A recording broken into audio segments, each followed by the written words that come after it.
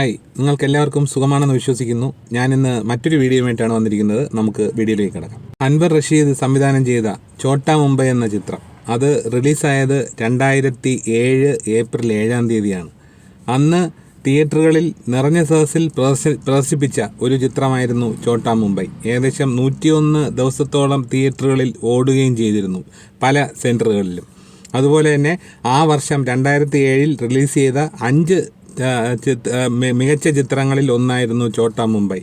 ഒരുപാട് കളക്ഷൻ നേടിയ ഒരു ചിത്രവും കൂടിയായിരുന്നു ഛോട്ടാ മുംബൈ. ആ ചിത്രത്തിലെ ഒരു പാട്ട്, മോഹൻലാൽ ചിത്രത്തിലെ ആ ഗാനം, ഒരു ഗാനമുണ്ടായിരുന്നു, ചെട്ടികുളങ്ങര എന്ന് തുടങ്ങുന്ന. അത് അന്നൊരു ഹരമായിരുന്നു യുവാക്കൾക്കിടയിൽ 2007 കാലഘട്ടത്തിൽ.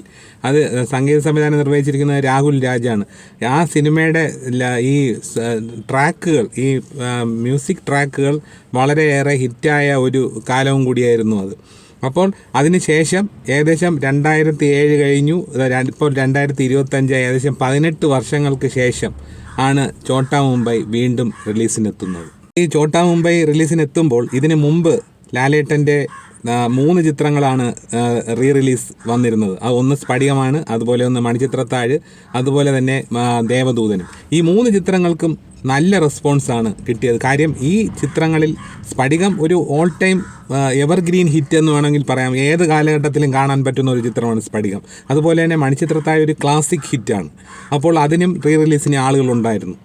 അതുപോലെ തന്നെ ദേവദൂതൻ വർഷങ്ങൾക്ക് മുമ്പ് സംഭവിച്ച ഒരു സിനിമയാണെങ്കിൽ കൂടി ആ വർഷം ദേവദൂതൻ ഇറങ്ങിയ സമയത്ത് ഏറ്റവും കൂടുതൽ ജനപ്രീതി നേടിയ ചിത്രത്തിനുള്ള അവാർഡും കൂടെ ദേവദൂതന് കിട്ടിയതാണ്. പക്ഷേ ആ ചിത്രം തിയേറ്ററിൽ വലിയൊരു വിജയമായിരുന്നോ എന്ന് ചോദിച്ചാൽ ഇല്ല എന്നേ ഞാൻ പറയൂ. പക്ഷേ ആ ചിത്രവും കാലം തെറ്റി വന്നൊരു ചിത്രമാണ്. അത് ഇന്നത്തെ കാലത്താണ് വന്നിരുന്നെങ്കിൽ ഒരു സൂപ്പർ മെഗാ ഹിറ്റ് സിനിമയായി മാറിയേനെ. ആ ചിത്രവും റിലീസിന് വരികയും ഒരുപാട് നാൾ ഓടുകയൊക്കെ ചെയ്തു. അപ്പോൾ മോഹൻലാലിൻ്റെ തുടർച്ചയായിട്ടുള്ള 4ാമത്തെ റിലീസ് ചിത്രമാണ് ഛോട്ടാ മുംബൈ. ഈ ഛോട്ടാ മുംബൈ റിലീസുമായി ബന്ധപ്പെട്ട് ഒരു കാര്യം കൂടി എനിക്ക് പറയാനുള്ളത്, ഈ തഗ് ലൈഫ് എന്ന ചിത്രം 2-3 ദിവസം മുമ്പാണല്ലോ ഇറങ്ങിയ സിനിമ. ജൂൺ 5 തഗ് ലൈഫ് ഇറങ്ങിയത്.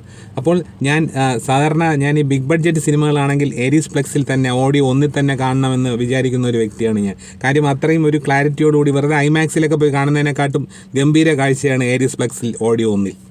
അത് എൻ്റെ അനുഭവമാണ് ഞാൻ പറയുന്നത്.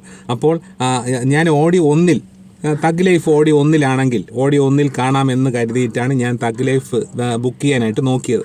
നോക്കുമ്പം Thug Life audio 1 audio 1 Chotta Mumbai ആണ്.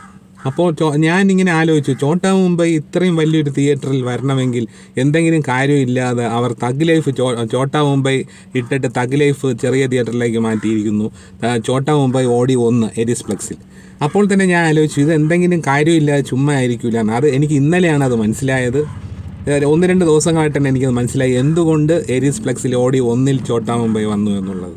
കാര്യം ഇത്രയും ആൾക്കാർ വരുമ്പോൾ അവർക്കൊക്കെ ഇരുന്ന് സിനിമ കാണാനുള്ള സൗകര്യം ആ വലിയ തിയേറ്ററിലല്ലേ ഉള്ളൂ. എന്തായാലും ഒരു റിലീസിൽ ഇത്രയും ആളുകളെ വെച്ചിട്ട് ഒരു സിനിമ, ഇന്നലെ ഈ സിനിമയുടെ റിവ്യൂകൾ, അതായത് ഈ സിനിമ കണ്ട് ഇറങ്ങി വരുന്നവരുടെ റിവ്യൂകൾ കേട്ടപ്പോൾ തന്നെ അവരുടെ മനസ്സിലും അവരുടെ മുഖത്തുമൊക്കെ ഉള്ളൊരു സന്തോഷം.